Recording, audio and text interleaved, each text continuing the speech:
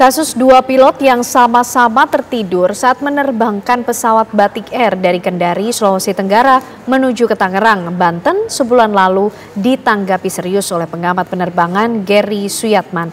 Semestinya maskapai di Indonesia menerapkan sistem manajemen resiko keletihan atau FRMS dan maskapai ikut bertanggung jawab.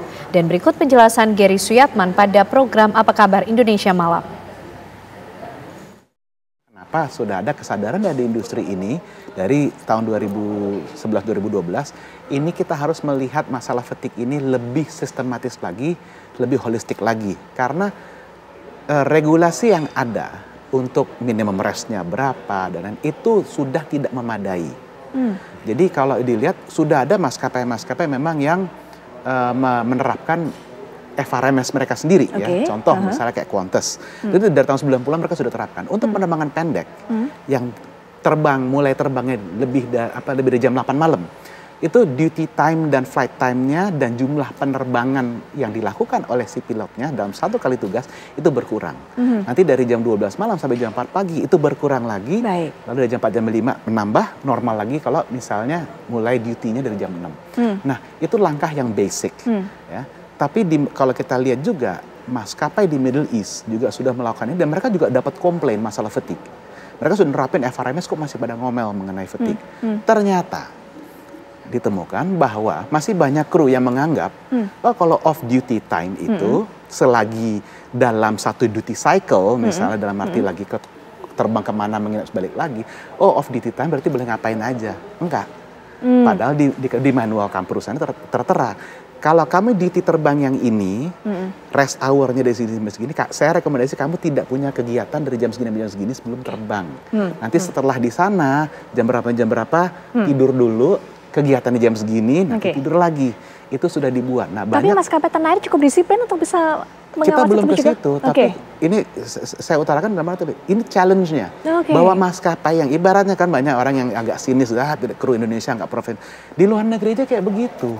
Yang dianggap, bule jago, bule profesional, itu aja masih begitu. Banyak pilot yang dulu sampai dipecat gara-gara tidak mau mengikuti FRMS company, terus komplain ke media dan lain-lain bahwa mereka capek. Begitu mereka dipaksa ikut, komplain mengenai fatigue jauh menurun. Jadi kembali lagi, ini kesadaran harus dipunyai oleh ke semua pihak. Kembali lagi tadi, Kapten Nawaban juga bilang masalah, bisa dong kita minta krunya, cabin crew untuk ngecek. Kita nggak boleh lupa juga, 5-10 tahun yang lalu, ada banyak kejadian, cabin crew sering ngecek ke kokpit, dan ada di apa? Di sosmed bilang, ini krunya pecicilan, selingkuh, nggak profesional. Nah, ini semua konsekuensi dari tidak hanya dari airline, tidak hanya dari si pilotnya, tapi juga dari kita sebagai konsumen. Kita nggak boleh lupa itu. Jadi biarkanlah kita tetap mencari solusinya, nggak usah tuding-tudingan dulu, karena ini masalah yang memang dihadapi oleh satu dunia dan solusinya nggak gampang. Kalau kembali ke tanggung jawab tadi, tanggung jawab gampang. Lihat trennya. Ini orang punya rekor yang sering tidak disiplin masalah restnya atau tidak. Ini orang punya track record yang sering terbang kecapean tapi maksa atau tidak. Hal-hal itu. Nah kalau iya, itu baru lari ke aksi disipliner. Jangan hanya karena satu kejadian bilang, oke kamu saya pecat. Nggak bisa. Itu bukan safety. Itu namanya sweeping the problem under the carpet gitu. Itu nggak nyelesain masalahnya. Jadi semua itu yang dilakukan harus diteliti, dicari solusinya yang paling efektif. Iya, tapi artinya juga tidak cukup kan hanya dengan membebas tugaskan pilot yang bertugas tersebut? Itu kalau saya bilang itu sudah standar procedure ya. Itu dalam IQ-NX juga sudah ada, dalam peraturan di negara juga ada. Kalau ada pilot terlibat insiden, sampai selesai investigasi jangan diterbangkan dulu.